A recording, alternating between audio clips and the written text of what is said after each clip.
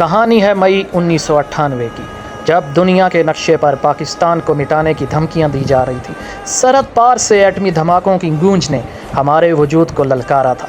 دنیا کہہ رہی تھی کہ پاکستان جھک جائے گا، پاکستان ڈر جائے گا۔ سپر پاورز اربوں ڈالر کا لالچ دے کر ہماری غیرت خریدنے کی کوشش کر رہے تھے، لیکن دنیا یہ بھول گئی تھی، یہ وہ قوم ہے جو گھاس تو کھا لے گی لیکن اپنی آزادی پر آنچ نہیں آنے دے گی۔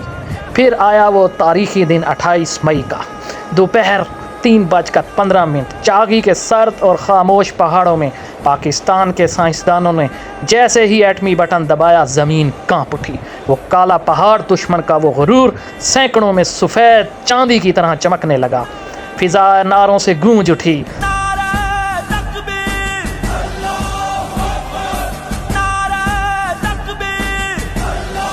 چاگی کا وہ پہاڑ پکار پکار کر کہہ رہا تھا کہ دنیا والو سن لو، اب پاکستان کی طرف میلی آنکھ سے دیکھنے والا خود راکھ کا ڈھیر بن جائے گا۔ پاکستان دنیا کی 7ویں اور مسلم امہ کی پہلی اور واحد ایٹمی طاقت بن چکا تھا۔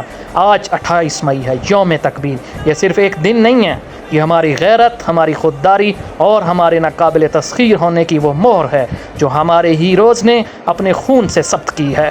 سلام ہے ڈاکٹر عبدالقدیر خان پر، سلام ہے ان گمنام سائنسدانوں پر جنہوں نے راتوں کی نیندیں حرام کر کے ہمیں یہ سکون کی نیند دی ہے۔ ناظرین، حالیہ جنگوں میں پاکستان کی چاہے فضائی فوج ہو، بری ہو یا بحری ہو، اس نے اپنی طاقت کا لوہا منوایا ہے۔